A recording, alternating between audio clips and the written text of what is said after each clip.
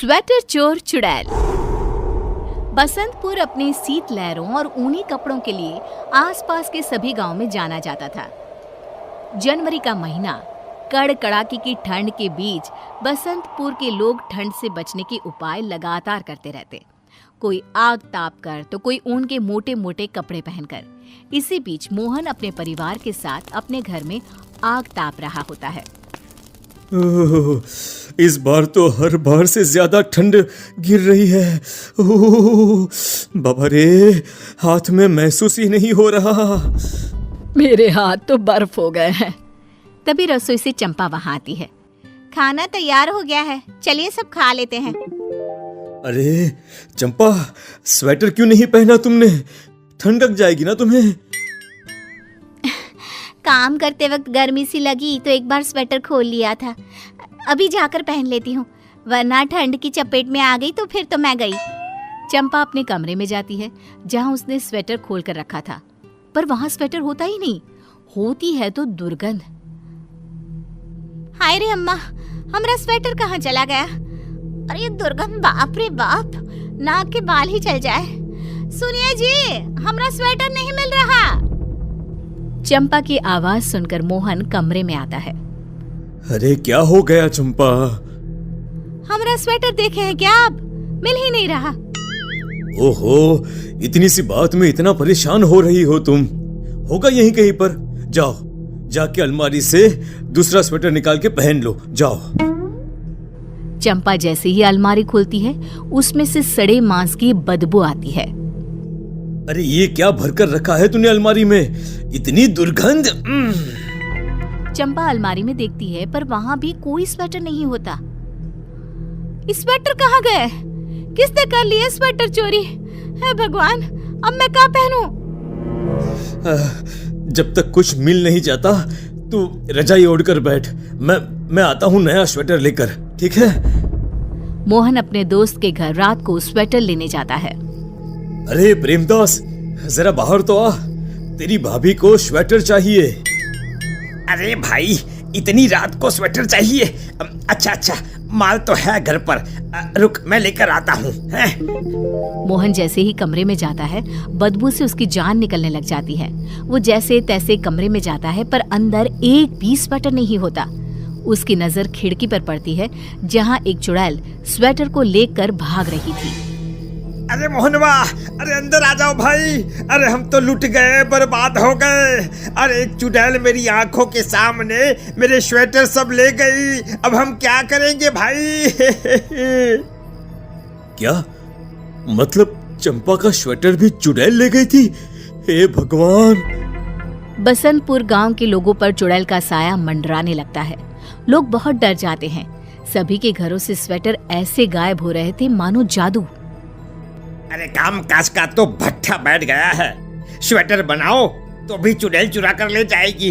अरे 6 दिन से तो मैं नहाया भी नहीं हूँ। अरे भाई, पता चला स्वेटर उतारा और चुड़ैल ने चुरा कर ले गई। मेरा भी यही हाल है भाई। चंपा भी 6 दिन से रजाई लिए घूम रही है। गांव में कोई भी नहाया नहीं है। तुम लोग डरपोक हो, मैं नहीं। ये सब कोई चोर कर रहा है, चुड़ैल नहीं। मैं आज ही गांव के तालाब में कपड़े धोने जा रही हूँ। वहीं स्वेटर खोल के देखूंगी कौन सी चुड़ैल आती है। सबके मना करने के बाद भी रंभा तालाब के किनारे बैठ जाती है और अपना स्वेटर अपनी बगल में रख देती है। अरे देखती हूँ कौन लेता है मेरा स्वेटर। तभी वहाँ चुड़ैल आ जाती है। इस बुढ़िया की इतनी बात कि मुझसे डर ही लग रहा है इसे। चुड़ैल पर विश्वास नहीं है। नहीं है, अभी दिखाती हूँ।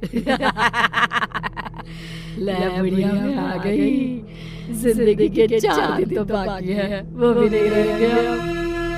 मैं नहीं दूंगी अपना स्वेटर, चाहे कुछ भी हो।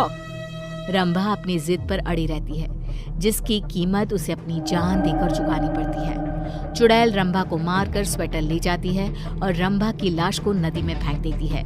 ये बात आग की तरह हो गया ना, यही बाकी था। चोरी के साथ साथ मौत। मैं तो पहले ही कहता था, अरे कोई उपाय निकालो। अब तो पैसे भी खत्म होने लगे हैं। ना तो स्वेटर बना पा रहे हैं, ना तो नहा पा रहे हैं। अरे अब तो कोई रास्ता निकालना ही होगा। गांव के सभी लोग एक योजना बनाते हैं और एक स्वेटर गांव के सबसे पुराने पेड़ के नीचे रख देते हैं और छिपकर चुड़ैल के आने का इंतजार करते हैं। एक और स्वेटर। गांव के बददिमाग लोग। चुड़ैल उस स्वेटर को लेकर जंगल की ओर चली जाती है। सभी गांव वाले उसके पीछे पीछे जाते हैं, जहां वो लोग देखते हैं कि चुड़ैल गांव के सभी स्वेटर को एक गुफा में छुपाकर बैठी हुई है। तुम लोगों के कारण मेरा बच्चा ठंड से मर गया था। अब तुम लोग इस ठंड में कांपते बैठो। प्यारी को एक चुड़ैल बनने पर मजबूर किया है तुम लोगों ने। अब तुम लोगों को मारकर तुम लोगों के पहने हुए स्वेटर भी मैं चुराऊंगी। चुड़ैल की बात सुन सब गांव वाले जान जाते हैं कि वो कौन है और दोबारा गांव वापस आकर सभा करते हैं। अरे अरे ये तो हमारी प्यारी ही है। अरे पर वो चुड़ैल कैसे बन गई? मुझे पता है।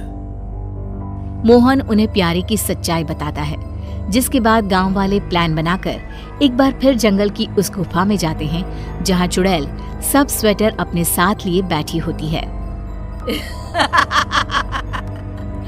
आ गए तुम सब लोग। उस दिन मेरा पीछा करने के बाद मुझे पता था तुम लोग वापस जरूर आओगे, पर इस बार बचकर कोई नहीं जाएगा। प्यारी, हम मानते हैं गांव वालों से गलती हुई है। तुम हमें सजा दो वो भी मंजूर है, लेकिन इस तरह अपने ही गांव वालों को मारना सही तो नहीं। वाह, मैंने तुम सबके घरों में काम किया और जब मेरे बेटे को एक स्वेटर की जरूरत पड़ी बस तो सबने ऐसे मुंह फेरा जैसे मुझे जानते ही ना हो। तुम सबकी वजह से ठंड से मेरा बेटा मर गया।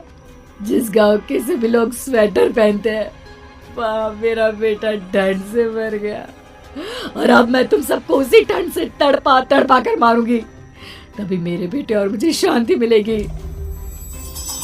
देखो बेटा, ये बदला लेने का सही तरीका नहीं है प्यारी। चिंटू की आत्मा कभी नहीं चाहेगी कि तुम ऐसा करो। हम तुमसे माफी मांगते हैं और वादा करते हैं कि कभी भी हमारे गांव में या आसपास के किसी भी गांव में कोई भी ठंड से नहीं मरेगा। गांव वालों के लाख नए तरीके से समझाने पर भी प्यारी नहीं मानती और एक एक कर सबके स्वेटर छीन लेती है, जिसके बाद कड़ाके की ठंड और कुछ भी गर्म पहनने के लिए ना होने की वजह से गांव में लोगों की मौत होने लगती है। बहुत हुआ। अब मैं इस प्यारी चुड़ैल की एक नहीं चलने दूंगा। प्रेमदास ठंड से कांपता चुड़ैल के पास जाता है। प्यारी बहन, देखो मैं तुम्हारा दर्द समझ सकता हूँ और मैं गांव वालों और अपने बर्ताव के लिए माफी भी मांगता हूँ। मेरा वादा है तुमसे कि आज के बाद हर साल जरूरतमंद लोगों को फ्री में स्वेटर बांटूंगा और तुम्हारे बेटे के नाम से ही बांटूंगा। लेकिन अभी तुम गांव वालों को उनके गर्म कपड़े वापस कर दो। सब अपने किए पर बहुत शर्मिंदा हैं और पछता भी रहे हैं। अब माफ कर दो बहन, माफ कर दो। प्रेमदास की बातों से प्यारी चुड़ैल का मन पिघल जाता है और वो गांव वालों को माफ कर देती है। गांव वाले प्यारी और उसके बेटे की आत्मा की शांति पूजा करवाते हैं और अपने वादे के मुताबिक सब काम भी करते हैं।